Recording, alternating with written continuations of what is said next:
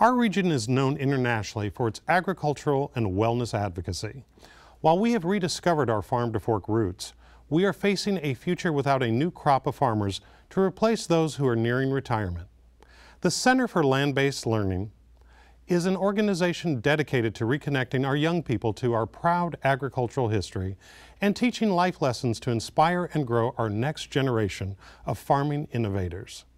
In our partnership with the American Leadership Forum, Mary Kimball, the Executive Director for the Center, and Yolo County Supervisor Oscar Villegas join me next on Studio Sacramento. At Five Star Bank, community is at the heart of what we do. Every day we strive to have thoughtful solutions for our customers and help our communities prosper. Honest dialogue about the issues affecting the region is vitally important to that prosperity. We are proud to be part of the conversation and hope you'll join in.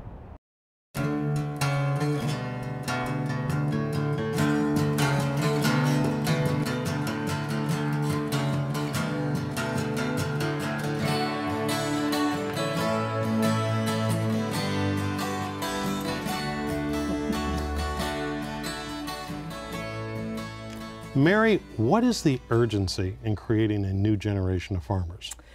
Well, it is incredibly urgent. A lot of people don't realize the average age of the American farmer is right shy of 60. 60? 60 years old, but actually what I like better in terms of numbers is for every farmer under the age of 25, there's 5 over the age of 75. So we have this, so 60 may sound not too bad, but to me, that 1 and 5 number is way more scary. That's stunning.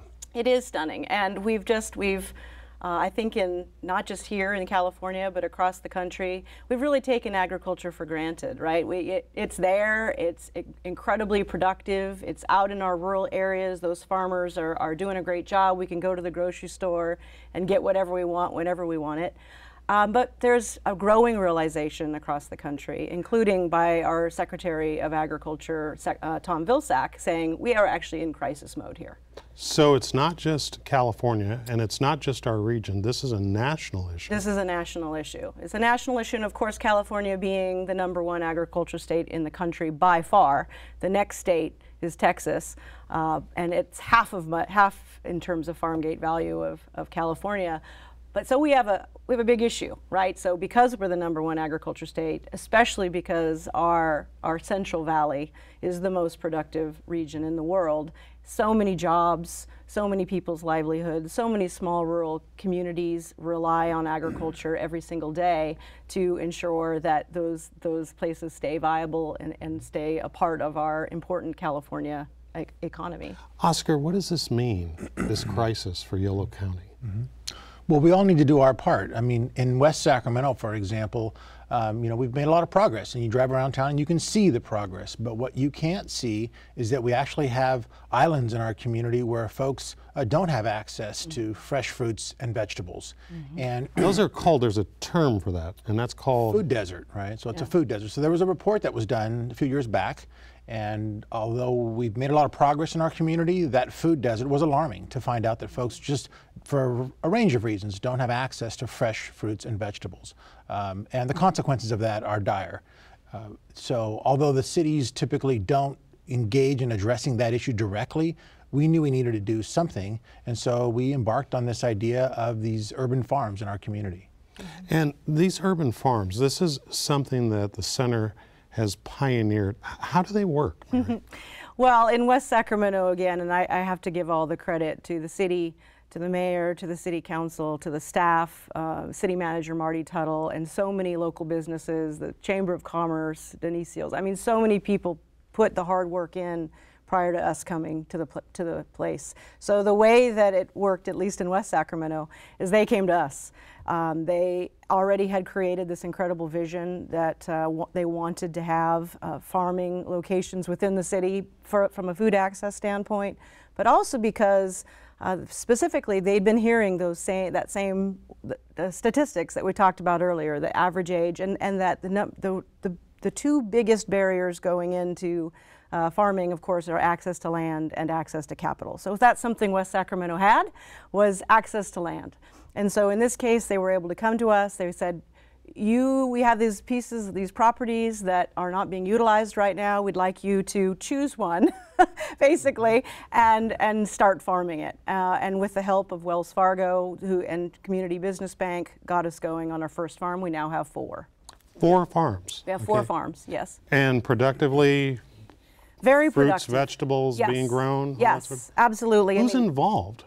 Well, that's the great thing is so many different parties are involved.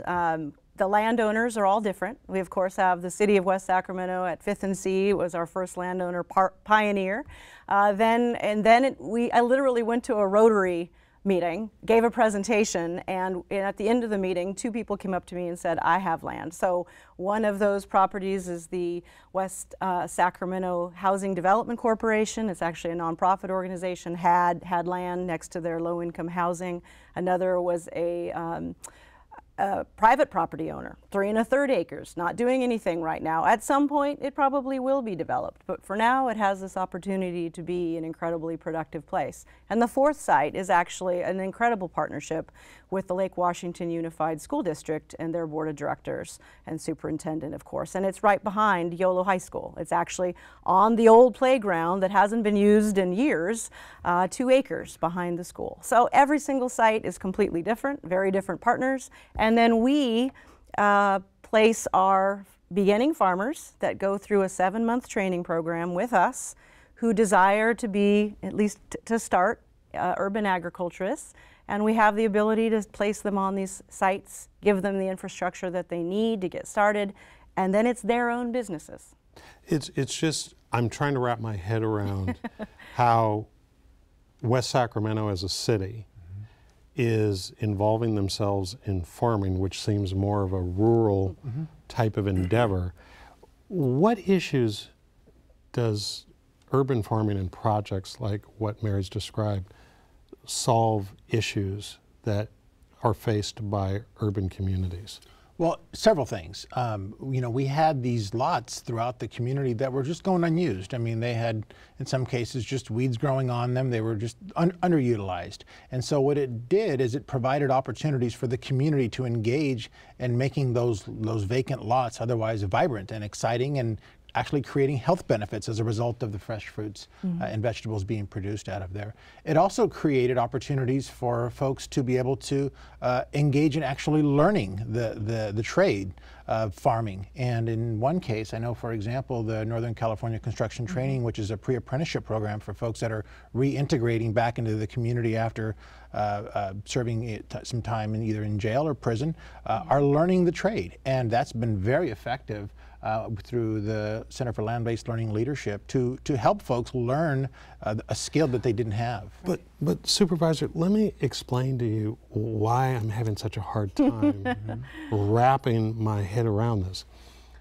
Urban areas traditionally like to consume farmland. They don't want to create people to farm on land. They want to create people who consume farmland. Yeah. So tell me what this sort of new paradigm is. Yeah, well, that's a great question, and we were asked about that exactly. The county's policy, Yolo County's policy, has been traditionally to push the development into these cities, right? So the urbanization ought to occur within the city's boundaries, and West Sacramento has been doing that. However, not every lot every day is ripe for development. There is oftentimes a delay, a lag. As a developer, I just have to tell you that gives me a tremble to hear an elected official say that. But the beauty of it is that we went into it with our eyes wide open to say, look, in the interim, until somebody determines that there's a higher and better use for this property, in the interim, why not create an opportunity for some farming and some learning and some teaching, because eventually at some point, given the sort of the county's policy, that it will be used for something that has a higher and better use. But in the interim, it serves as a great transition piece. And so we figured, why not?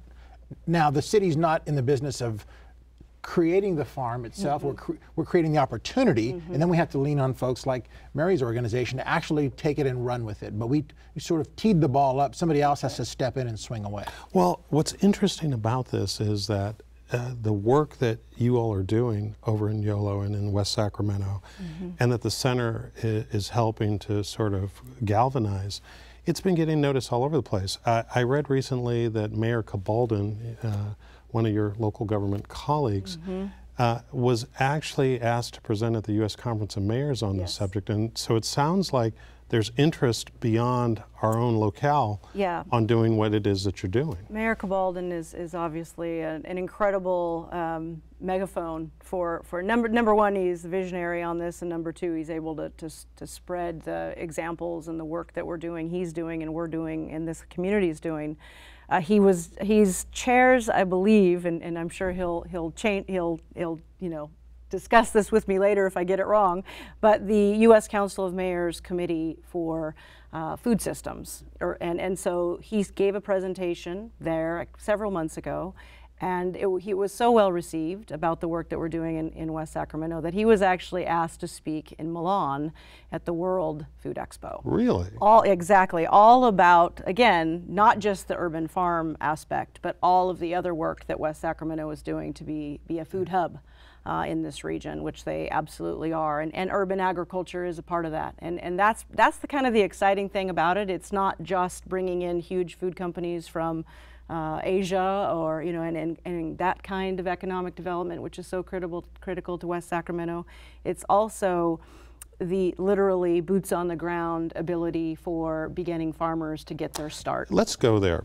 Connect the continuum for me from what it is that the center does in schools with young people, all the way out to someone actually having produce that they're selling at one of your farmers markets or something like that. Absolutely. How does that continuum take place? Yeah, it's for 21 years we've been running programs predominantly for high school students, and we actually run programs now in 25 counties, mostly Central Valley counties. But the focus at the high school level is really to give students, for the first time, experience in agriculture and in natural resources, really literally getting out of the classroom and learning about the very complex system that is agricultural production.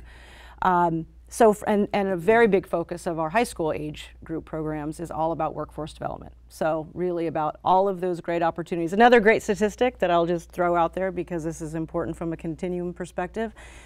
There are right now in the United States, and this is also the case in California, 30% more jobs for college graduates in ag and environmental sciences than there are graduates. So there's this huge gap, and especially in STEM jobs.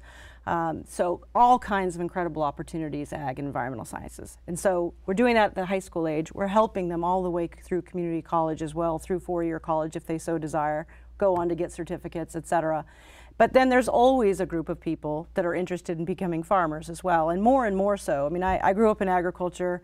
I grew up on a small farm. Believe me, when I was in high school, FFA and being in ag was not sexy at all. Trust me. Yes, you and I have talked about this. Totally not.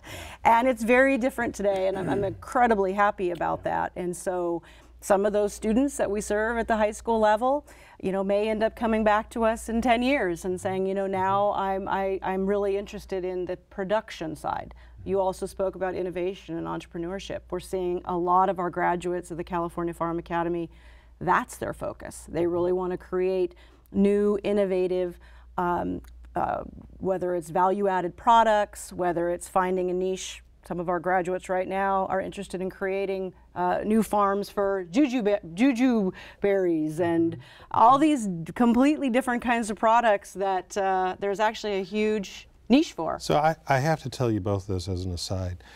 I am a little bit perturbed that farming is cool now. So when I moved to Sacramento in the 70s, part of my time growing up was on a family farm.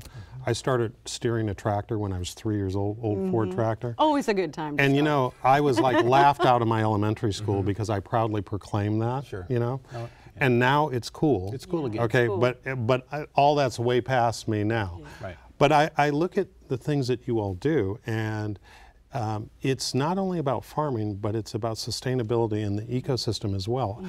I noticed that you had a program on rewarding innovators in high school who came up with ideas on how to improve the environment. That's right. And one young man did something on reducing water usage in his school that's pretty amazing. Yeah, he won last year, actually. So that program is called Caring for Our Watersheds. And actually, that's another cool West Sacramento connection. Agrium, which is a company that actually has a fertilizer plant in West Sacramento. They have an international program called Caring for Our Watersheds. And it's great. It's a proposal writing contest for students to get involved with kind of that first level of understanding a little bit about their watershed and like, as you said, what they can do to make it better. So he did this great project where he went around and took measurements of all of the water faucets at his school, bathrooms, kitchens, etc., realized how much water, right, was coming out of those in a day, and multiplied it out, of course, got how much it was for the year. And then he went and bought, literally, his project was to buy aerators for all of those different faucets. What an amazing that are like idea. 95 cents Yeah. a piece, right? And he worked with the school and his principal, and they went and worked with the janitorial team, replaced all of those, and the water use reduction was something like 75+%. I mean, I don't remember it was like the numbers off the top of my head. It was incredible. So this young man, Brian Shen, student at Miraloma High School, getting involved. What does that sort of participation for kids in urban schools do for sort of opening their eyes? Right. So the opportunity is going to be endless. If you think about it, right now, just these little things that we're talking about that we've done in a small community are just the beginning of what kids can begin to dream about, given what's being talked about with the World Food Center University that UC Davis is discussing right across the river. So you are now going to be able to connect what is seemingly, projects starting at an elementary school or a high school where it seems like just a really cool science experiment, and now you can connect that to a major university with huge potential, huge opportunities right around the corner if this comes to fruition, which it sounds like it's coming together really nicely. So now you've made the connection for kids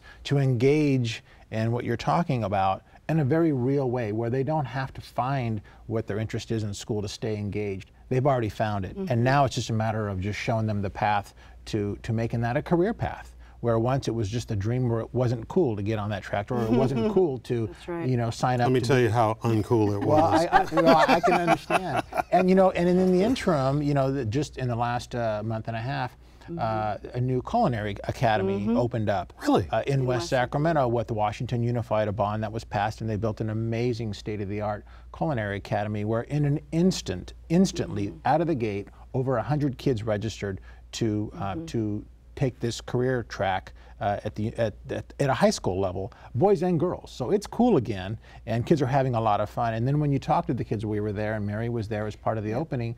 It's not just about learning how to cook. It's about learning the farming piece. It's a farm to fork curriculum. Right. And the great thing about that culinary program, cafe, culinary arts, farm to fork education, I believe. Woo! Culinary arts, farm to fork. Something to that effect. Yeah. And the great thing about it, the farm that I was talking about earlier, so back to ways do we connect high school students that we work with to these farmers, these beginning farmers and their farming businesses, is that farm that's behind Yolo High School. Yolo High School is included in this culinary program. Right. So it's River City High School in West Sacramento, it's Yolo High School in West Sacramento. And so students from both of those schools go to that incredible culinary program, and that farm that's behind will be a part of the curriculum. And, hopefully, at some point, food from that farm will be able to go into the culinary program and be able to utilize as well as school lunches and the whole that thing. raises another question. Yeah. Does any of the food that's generated from these programs ever make its way into our grocery stores or farmers markets? Absolutely. In a way where it is that a kid says, those vegetables you see right there that are on sale, I was a part of that. Yeah. It absolutely, again, West Sacramento community, businesses in West Sacramento have completely embraced the farms, and we know they will in the future. So Rayleigh's is a partner, buys from us. Nugget is a partner, buys from us. And again, buying from the beginning farmers. And so when I say us, I'm utilizing, they're buying from our farmers. The royal us. The royal us. And then yes, we've had a farm stand all summer. It just actually closed 2 weeks ago at 5th and F. That was a partnership with Fulcrum Properties. They leased us the property to have that farm stand in Broderick, which is back to what Oscar was referring to earlier, a very big food desert, very little access to fresh fruits and vegetables. So, and we accepted EBT, you know, CalFresh benefits. So another way for our farmers to be right there in the community. And can I add? So that identifies ways in which to get food to folks who can afford it. But we have a whole segment of our community that can't afford it and will never be able to afford it.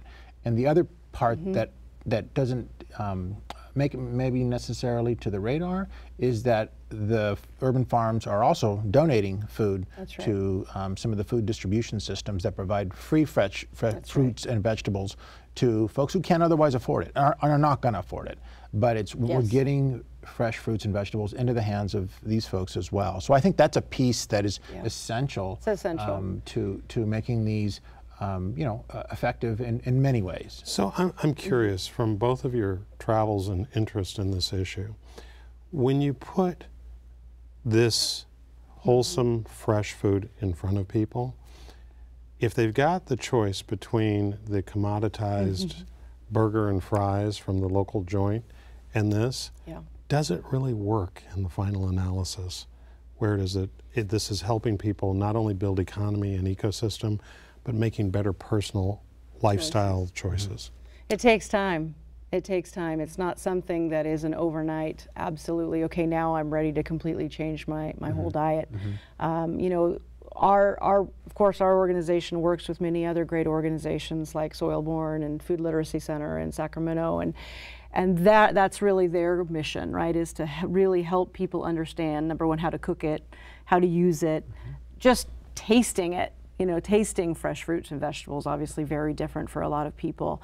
We make it available. We're there with our beginning farmers and our education programs and our volunteer opportunities to really make it available in these communities. And then we rely on, you know, Yolo County Children's Alliance and so many other great nonprofits, social service agencies to really help with that nutrition side and the education side. And it does take time. We all have to acknowledge that this is a generational kind of change that we're looking at, not something that tomorrow everyone, like I said, is going to change their complete diet, but little bits at a time are also important. But, you know, creating sort of the environment for that take place is important.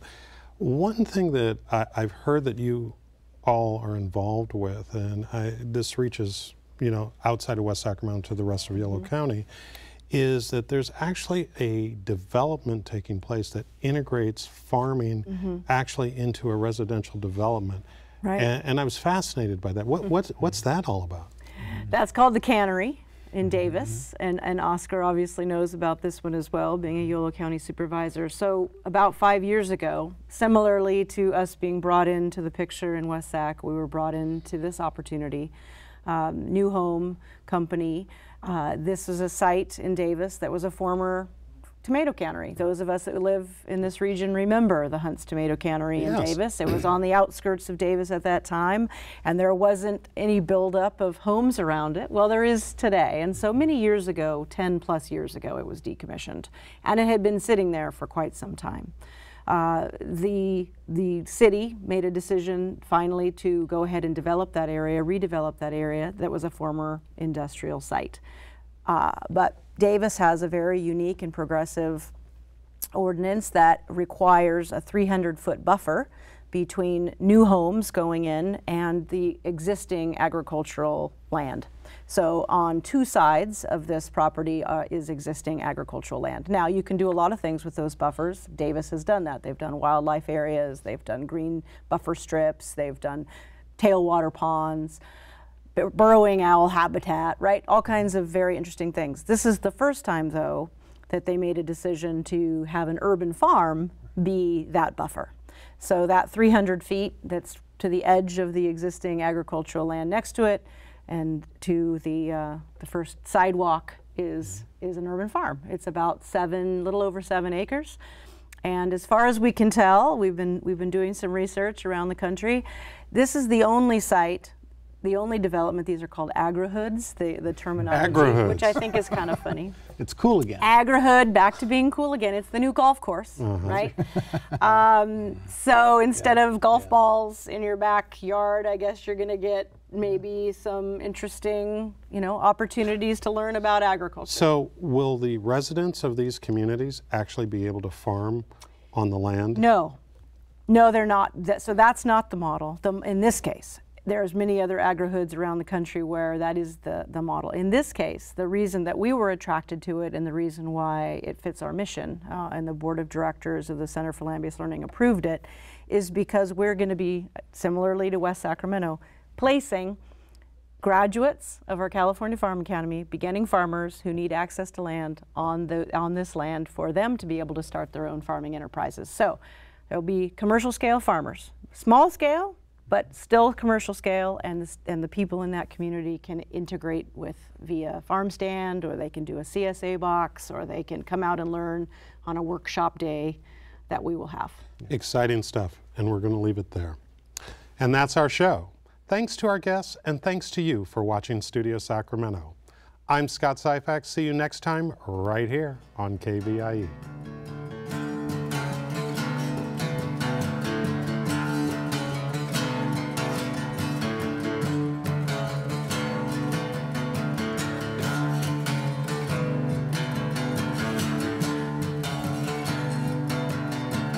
At Five Star Bank, community is at the heart of what we do. Every day we strive to have thoughtful solutions for our customers and help our communities prosper. Honest dialogue about the issues affecting the region is vitally important to that prosperity. We are proud to be part of the conversation and hope you'll join in. All episodes of Studio Sacramento, along with other KVIE programs, are available to watch online at kvie.org/video.